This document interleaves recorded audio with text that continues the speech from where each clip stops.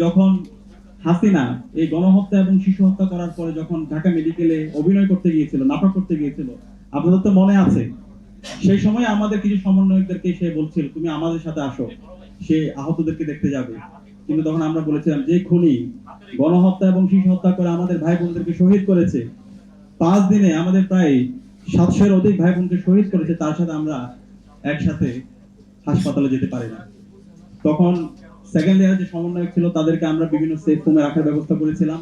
সেই সেফ হোমের বিভিন্ন বাসাগুলোতে থাকার ক্ষেত্রে আমাদের ডাক্তার কমিউনিটির এনডিএফ এর বিভিন্ন পর্যায়ে যারা দায়িত্বশীল ছিল আমাদেরকে সহযোগিতা করেছিল। এবং সেই সময়ে আমরা আব্দুল হান্নান মাসুদ, রিফাত রশিদ, মাহিন সরকার সহ মুসাদ্দিক আলী মোহাম্মদ তাদের নেতৃত্বে আমরা একটা প্রেস কনফারেন্সের জন্য ব্যবস্থা করেছিলাম, যে হাসিনার গণহত্যা এবং শিশু হত্যার চিত্রগুলো আমরা জাতির সামনে তুলে ধরবো। এবং ওই সময়ে আমাদের প্রথম সারির সমন্বয়ক নাহিদ, আসিফ তারা গণস্বাস্থ্য হাসপাতালে ছিল, এবং গণস্বাস্থ্য হাসপাতাল থেকে পরবর্তী তাদেরকে আবার তুলে নিয়ে যাওয়া হয়। হান্নান মাসুদ, রিফাত রশিদরা যখন কুয়েত মন্ত্রী হাসপাতালে গিয়েছিল, সেই কুয়েত মন্ত্রী হাসপাতালে আমাদের পরিকল্পনা ছিল সেখানে গণহত্যা এবং শিশু হত্যার চিত্রগুলো প্রদর্শন করা হবে এবং এটার উপর একটা প্রেস ব্রিফিং হবে, এবং সকল চিত্রগুলো প্রত্যেকটা হাসপাতালে যে গণহত্যা এবং শিশু হত্যার ফলে আমাদের যে ভাই বোনরা আহত হয়েছিল, যারা শহীদ হয়েছিল, সেই ডেটাগুলো আমরা ডাক্তারদের মাধ্যমে এনডিএফ এর বিভিন্ন পর্যায়ের যারা দায়িত্বশীল আছে তাদের মাধ্যমে আমরা তথ্যগুলো সংগ্রহ করেছিলাম, এবং এটার ভিত্তিতে আমরা একটা ডেটাবেস তৈরি করেছিলাম। শহীদদের যে তালিকা দেশে এবং বিদেশে ছড়িয়ে পড়েছিল, সেই তালিকাটা কিন্তু আমরা আপনাদের মাধ্যমে এনডিএফ এর যে ডাক্তার তারা আমাদের ডেটা দিয়েছিল, তার মাধ্যমে স্টুডেন্টস এগেইনস্ট অপারেশন নামে একটা প্ল্যাটফর্ম থেকে আমরা প্রথম প্রকাশ করি, পরবর্তীতে সেটা সারা দুনিয়া ব্যাপী ছড়িয়ে পড়ে। তো এগুলো আপনাদের কাছে এখন ছোট মনে হতে পারে, কিন্তু ওই সময়ে এই অবদানটা অনেক বেশি সিগনিফিকেন্ট ছিল। এবং কুয়েত মন্ত্রী হাসপাতাল যাওয়ার পরে যখন আমরা প্রেস ব্রিফিং করব, সেই প্রেস ব্রিফিং করার মতো সেখানে অবস্থা ছিল না, তাদেরকে বিভিন্নভাবে ইন্টেলিজেন্সের লোকরা ঘিরে ফেলে।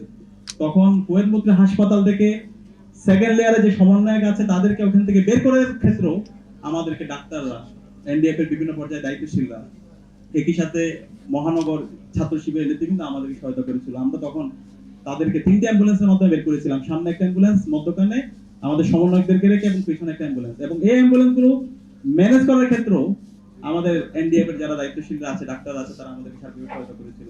এবং পরবর্তীতে তাদেরকে ওখান থেকে বের করে আমরা এম্বাসিতে তাদের সেফ হোমে ব্যবস্থা করতে পারি নাই। পরবর্তীতে সাংবাদিকদের মাধ্যমে আমরা তাদেরকে সেফ হোমে রাখার বিভিন্ন জায়গায় আমরা ব্যবস্থা করেছিলাম। এবং সেকেন্ড ইয়ারের সমন্বয়করা ওই বাসাগুলোতে থেকে আন্দোলনের বিভিন্নভাবে ডিরেকশন দিয়েছিল, এবং শেষ পর্যন্ত আন্দোলনকে আমরা বিজয়ের ধারপ্রান্তে নিয়ে গিয়ে 5 আগস্ট পথে গণনার মাধ্যমে আমাদের আজাদী এসেছিল। তো এই পুরো বিপ্লবের কঠিন সময়গুলোতে যে মানুষগুলো নির্ভীতি থেকে এবং জীবনের ঝুঁকি নিয়ে আমাদেরকে সার্বিকভাবে সহায়তা করেছিল, আমাদের আহত এবং পঙ্গু ভাই বোনদেরকে ট্রিটমেন্ট দিয়ে সহায়তা করেছিল, আর্থিকভাবে সহায়তা করেছিল, তাদের নিজেদের বাসাগুলো ছেড়ে দিয়ে আমাদেরকে তাদের বাসাগুলো দিয়ে এক একটা আমাদের জন্য সেফ হোম তৈরি করে দিয়েছিল, সেই মানুষগুলো হচ্ছে আপনারাই।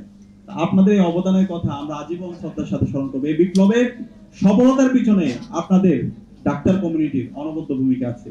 এবং বিপ্লবের পরে যখন সবাই ভাগাভাগিতে ব্যস্ত ছিল, যখন আহত এবং পঙ্গুত্ব যারা ছিল তাদের কথা সবাই ভুলে গিয়ে বিভিন্ন ধরনের কে কি পাবে, বিভিন্ন ধরনের দাবি দেওয়া, রাজনৈতিক দলগুলো বিভিন্ন ধরনের তাদের কাকে মুক্তি করবে সেগুলো নিয়ে যখন বার্গেন করছিল, সেই সময়ে একদম নিবৃত্তি থেকে আহত পঙ্গুত্ব যারা চোখ হারিয়েছে, যারা হাত হারিয়েছে, যারা পা হারিয়েছে, যাদের বুকের মধ্যে, পেটের মধ্যে, তাদের শরীরের বিভিন্ন অঙ্গে যাদের গুলি আছে, তাদেরকে দিনের পর দিন, মাসের পর মাস, বছরের সারা বছর জুড়ে আপনারা আমাদের এই ভাই বোনদেরকে ট্রিটমেন্ট করেছেন, আলহামদুলিল্লাহ।